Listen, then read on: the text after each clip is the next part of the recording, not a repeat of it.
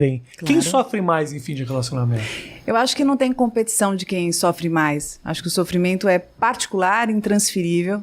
Eu acho que muitas vezes algumas pessoas começam esse término um pouco antes e vão elaborando. Outras pessoas são pegas de surpresa. As pessoas às vezes focam muito na pessoa do relacionamento, mas existe todo um contexto. Tem filhos, tem familiares, Sim. tem estrutura, tem casa, tem bens, tem planos. Então, às vezes eu não tô mais afim daquela pessoa, mas caramba, eu apostei nisso. Eu queria que desse certo, eu queria que tivesse funcionado. É muito Então, investimento, né? nossa, então tem sentimento de culpa que envolve, tem uma sensação de fracasso, tem frustração. Acho que tanto para aquele que, de repente, já estava ali desencanando, né, e dá o gatilho, puxa o gatilho, Sim. como aquele também que aí tem outras comorbidades, né? A sensação de rejeição, o sentimento de inferioridade, de não ser bom o bastante, o que falta em mim, de buscar defeitos em si. Então, eu acho que não dá para medir dor que não é nossa, né?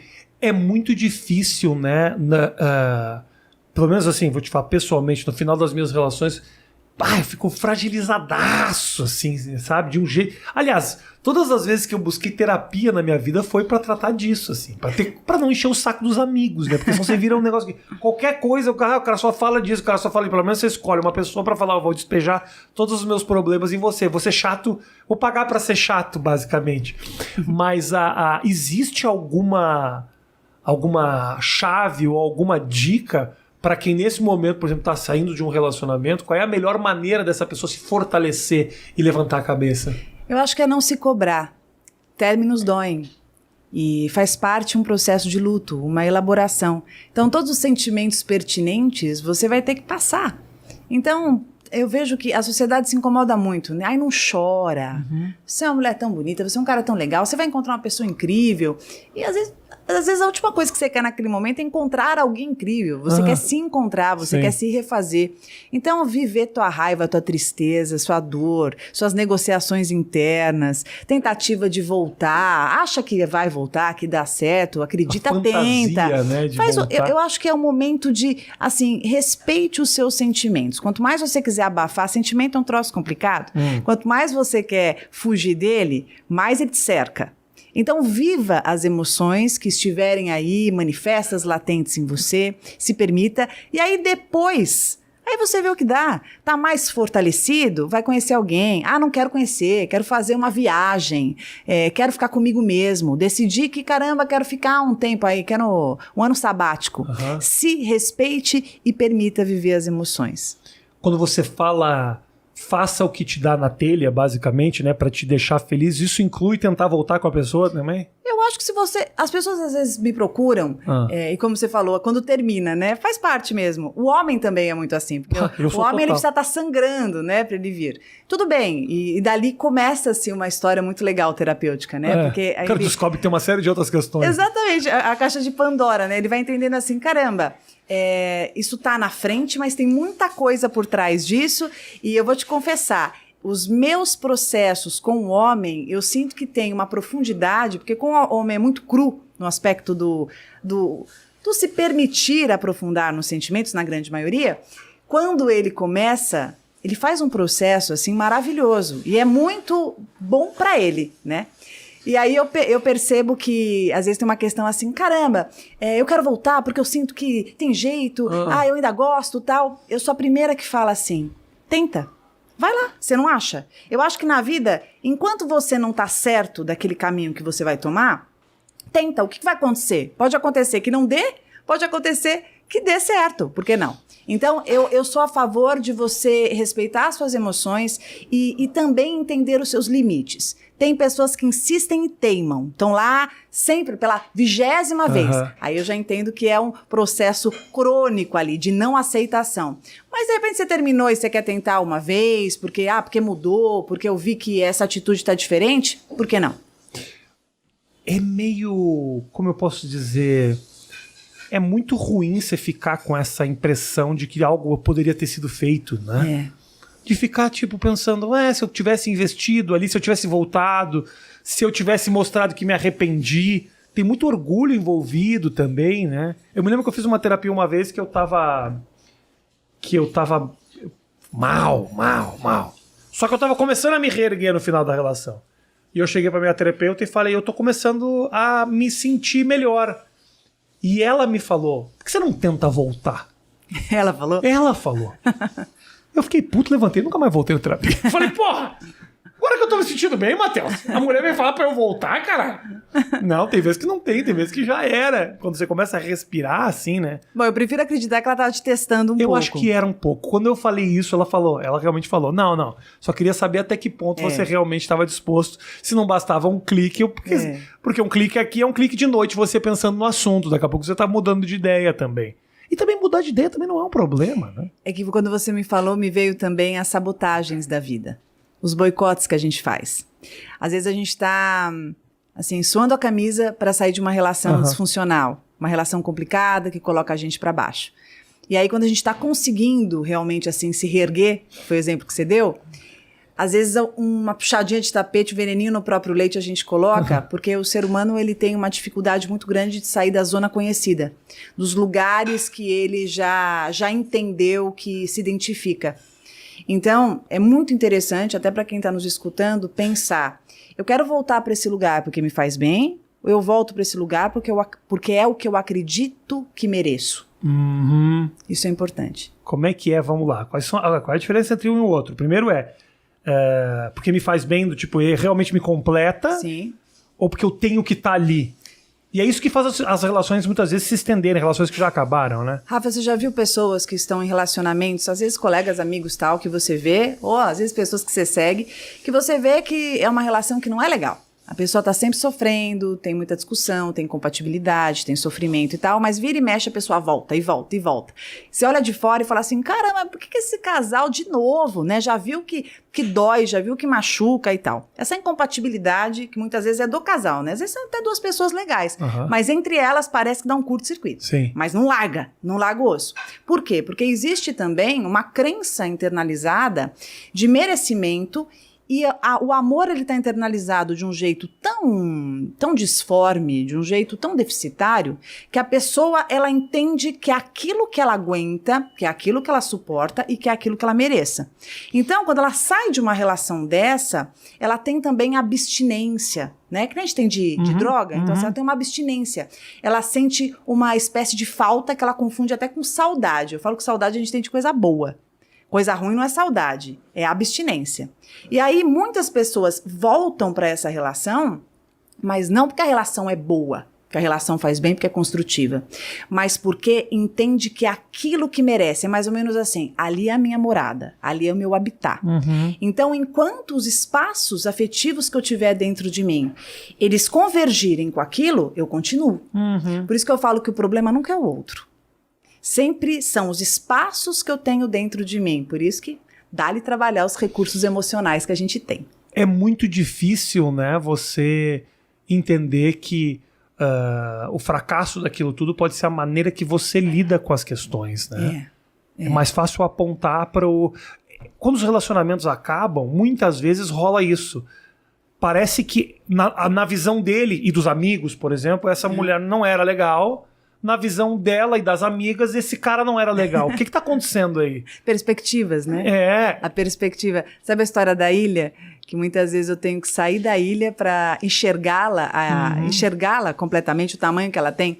Então é muito fácil eu te julgar e você me julgar de acordo com o olhar que eu tenho.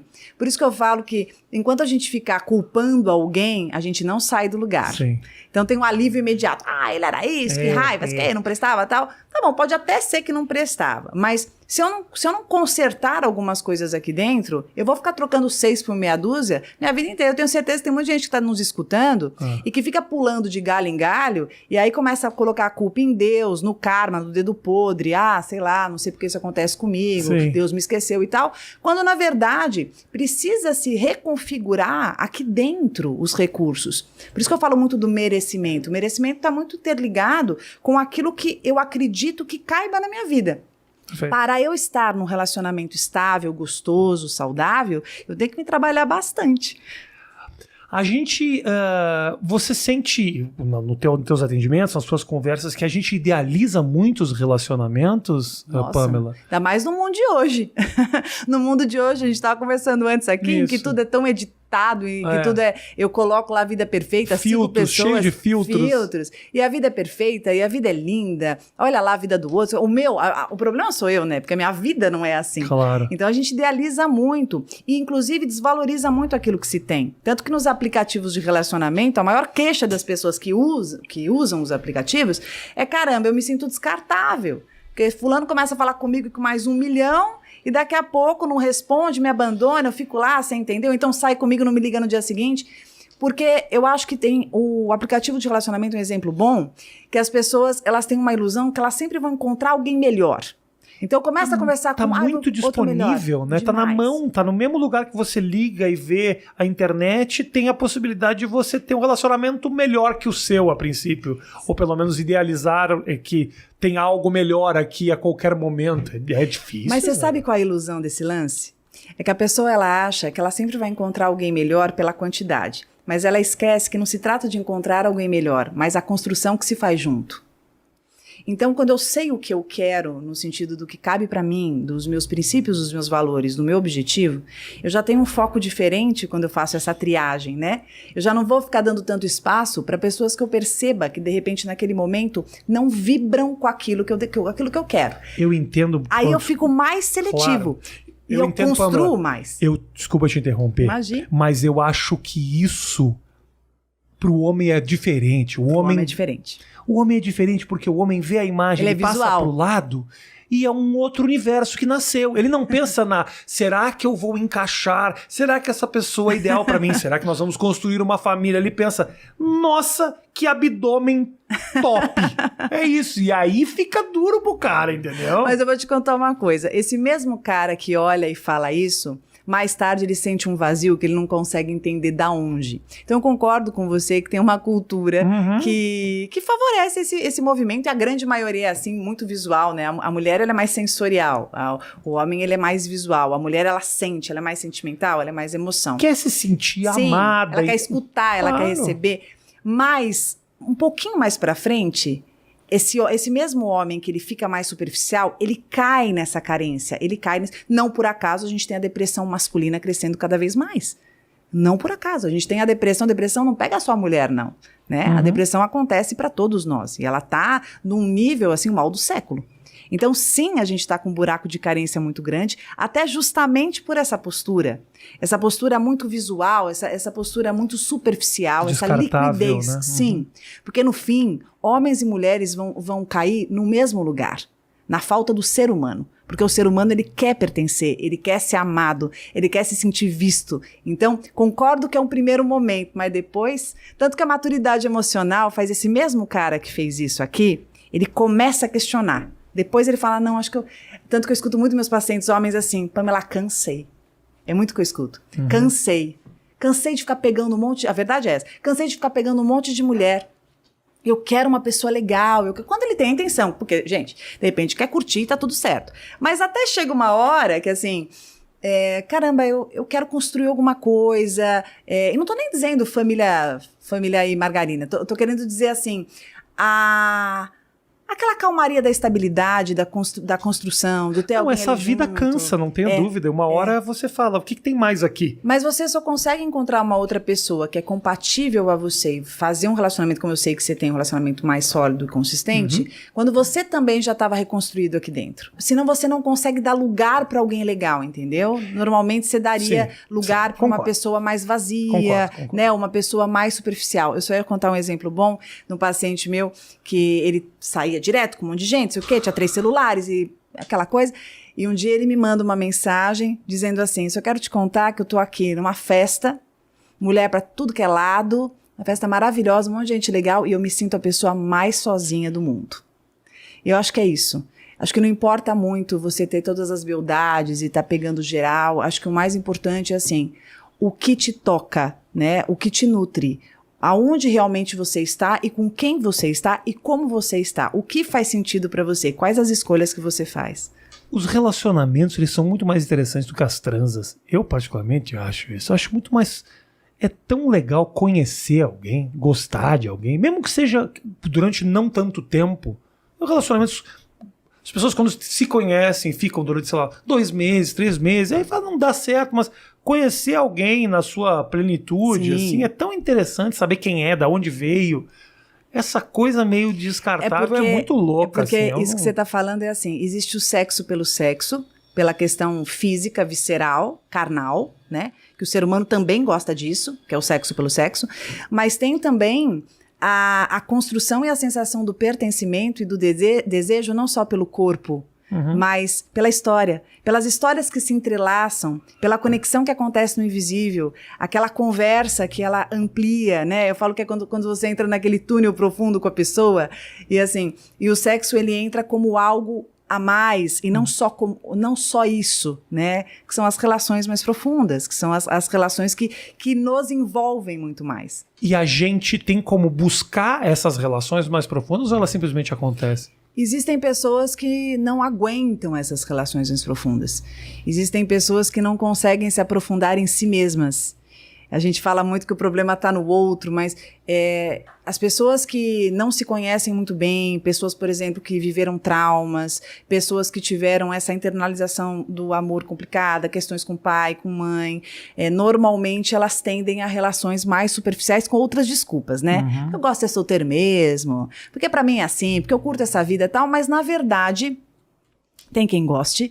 Mas eu acho muito difícil alguém que fique assim a vida inteira. Normalmente são pessoas que têm muitas dificuldades, que têm medos, que têm questões aí, que viveram e que não foram trabalhadas. Mas com certeza, para você aprofundar a relação, você precisa vencer grandes medos dentro de si. A entrega, né, a vulnerabilidade para o ser humano é de uma coragem absurda. Amar requer coragem, né? O amor. Porque o amor não tem um lugar, eu falo que não tem um lugar mais vulnerável, mais arriscado, que quando você está com alguém que você ama muito. Porque quando você não tem nada a perder. Mas quando você está com alguém muito legal, que você está gostando muito, que você está entregue, caramba, você está assim, se jogando, né? Você está ali, se jogando nesse barranco que você não sabe de onde é. Você está mergulhando no oceano, não sei o que eu vou encontrar. É aquela história, tem quem mergulha em piscininha rasa e quem mergulha no oceano, né?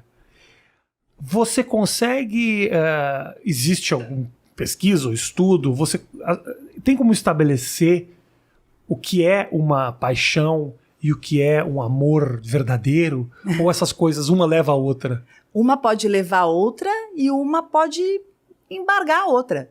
Eu acho que a paixão é aquele sentimento que você fica obsessivo pelo outro, né? Então, às vezes o paciente fala pra mim, ai, Pamela, eu tô obsessiva, eu penso na pessoa de noite. Eu falo, você tá apaixonada, a paixão é isso. A paixão é esse fervor, essa loucura, essa idealização, essa novidade, descoberta, que é isso, né?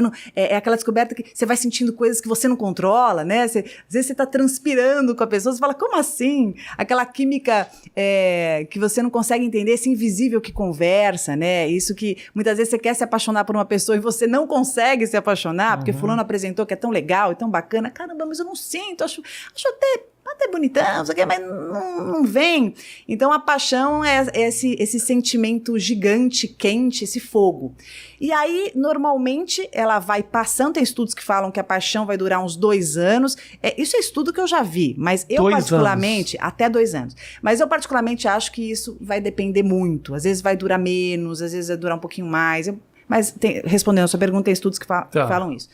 Mas, normalmente, essa paixão, ela pode amadurecer e aí ela se torna um amor. O que é o amor? É o sentimento mais estável, sentimento mais tranquilo. Amor é soberano, é construção. Você consegue pensar em outras coisas além da pessoa. Porque quando você está apaixonada, é tudo a pessoa, a relação, e depois vem as outras coisas. O amor, ele é mais construtivo, ele é mais calmo, né? Aquele mar mais manso, aquela segurança, né? Aquela construção vincular gostosa. Mas, às vezes, fica só na paixão mesmo. A paixão acontece, estarrecedora e fica por lá. Não evolui. Não evolui porque não aguenta, não evolui porque era só ali fogo de palha mesmo, não evolui porque alguém não está preparado, não evolui porque não cabia na situação. Sim. E tem gente que está apaixonada até hoje, né? Tá com aquela situação que ficou aqui. Porque eu sempre falo uma coisa, Rafa, que é assim.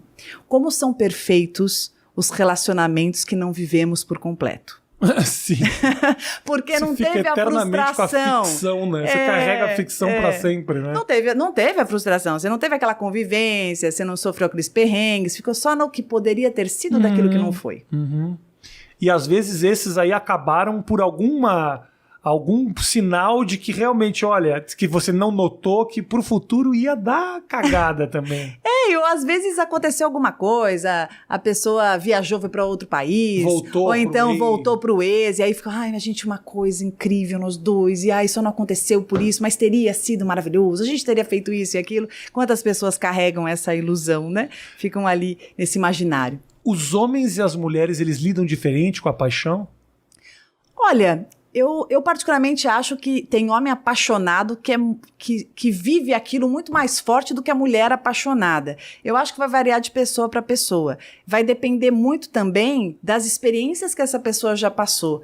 É tão engraçado, né? Você tem um filho. Acho que quando você, se tiver essa oportunidade de vocês trocarem, quando ele viver a primeira paixão, a nossa primeira paixão, né? Quando a gente é mais novo, é pura, é forte. É assim, é tão bonito de ver porque a gente acredita e a gente viaja, porque a gente não tem a experiência das pancadas ainda, né? Então eu acho que vai diferir de acordo com o que eu já vivi, as experiências que eu já tive, os calos emocionais que eu tenho. Sim. Então, fazendo um contraste, você vê o primeiro amor da adolescência e o amor que a gente teria hoje numa vida mais adulta, né? Eu falo que às vezes a gente, quando a gente já viveu muita coisa, a gente voa, mas volta, né? Costuma voar, mas volta. Quem voa demais, mesmo mais velho, mais experiente, são pessoas que não estão conseguindo absorver essa experiência justamente para conseguir se colocar na vida de um jeito que se preserve mais, né? De um jeito mais precavido. Mas